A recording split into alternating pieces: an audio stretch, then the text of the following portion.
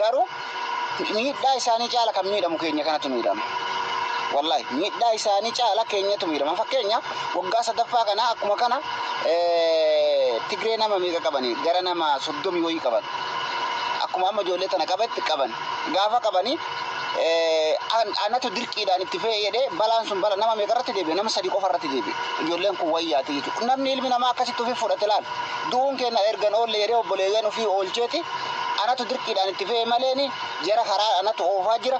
Jarri na wajjin deemaa jirti. Natu dirqiin itti fayyadee ijoolleen tun wayyaasanii adabbii jara fakkaatu kennaniifi ajjechaan nama 3 qofa irratti labsamee jechuudha. Har'a keenya kana ammoo ijoolleen tun namni 47 kuni waan kana akka dalaguudhaatti miti. Jiddiin itti fayyadaan dirqiidhaan fuudhee deemaa ni jirti. Har'a ammoo 47 sunuyyuu carrama kana eeggataa jechuudha guyyaadhaan. Ajjecha biraan darbee munir waan tokko kaasetti hin dirrama yaa sirriidha.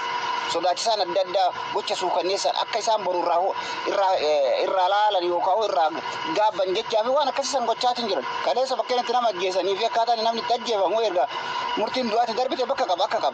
Garuu sun seera cabsee jira amma dhugaadha. Kana irratti namni keenya dubbachuu danda'a.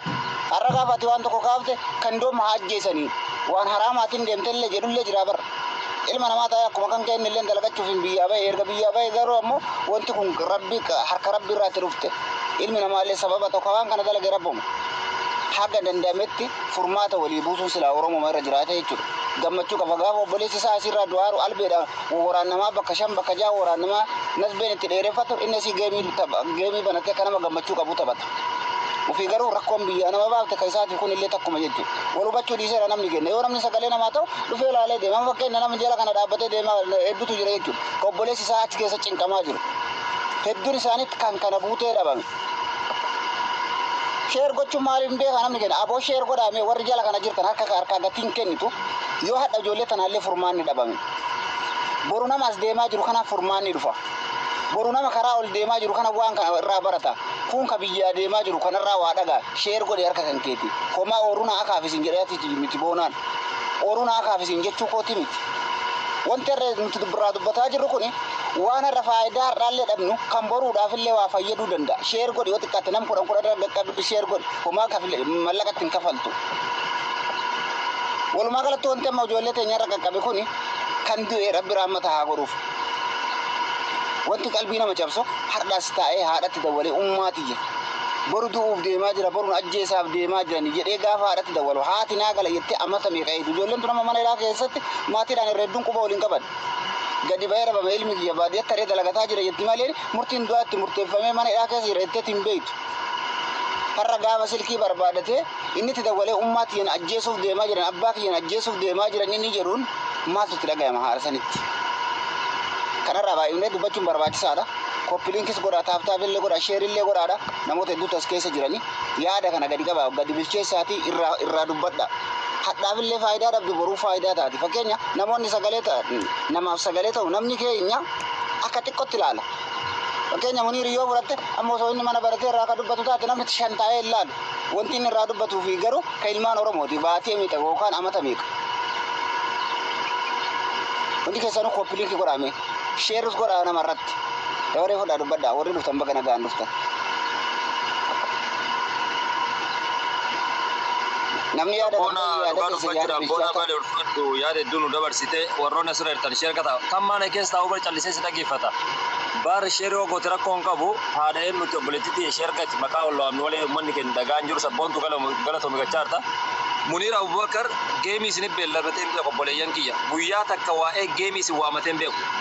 Geemii beellamaatii miti kama namni seenee taphatu kana nama taphatu miti Muniir jecha wallahi dhugaa namaallee lo'isina. Nama sa'aatii 24 Facebook irratti yeroo namni giiftii asirraa guuratu yeroo namni asirratti beekamtii argachuuf deemu kophaa isaa achirraa iyyaa ture jechaadha. Dhugaa walii kennu wallaaluu kennattu kisaaraa kanaan dura qabsite jechaadha.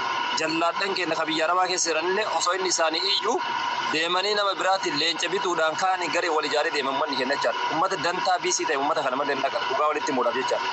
Mucaan kun yeroo hedduu osoo biyya sanitti imbaasiin isa qabsiisame waa hedduu dalagamuu irratti danda'u uummata keenya iyyaa ture jechaadha.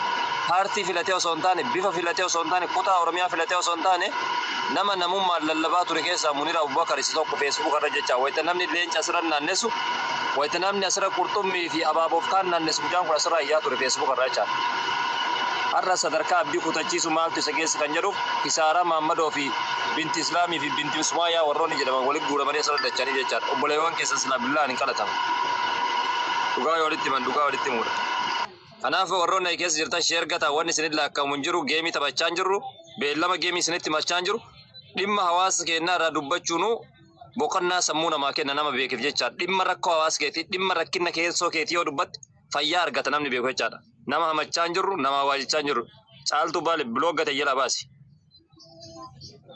sammuutamtu si kolfa obboleetitiyya haadha kaleessa feesbuuk irratti boo'aa jirtu san dhagaa sammuutamtu si kolfa maqaa baale baafattee asirra hin deemin namni namummaa isaatiin atleast dandeettii yaaduu wayii qabaachuu qaba sababa fe'aa ta'u har'a namni yeroo billaan ajjeefamus qalbiitamtu si kolfa obboleeskiyya sammuutamtu si dhagaa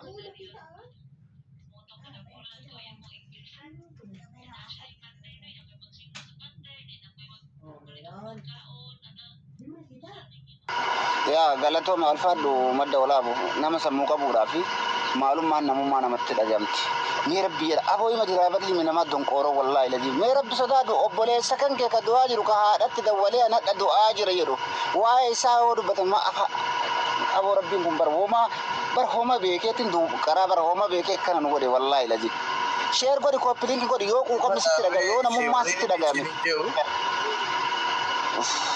bar sile bar amma fakenya yo fi rasiate yo inma de rasate sanira dubada amma jole na mara waka amma why negative into ወገን ሊሞቱብን ነው ልናጣቸው ነው በማን ያለ በማርያም ይሻቸዋል lalama wara libya te jefa mu demo kana na madi bame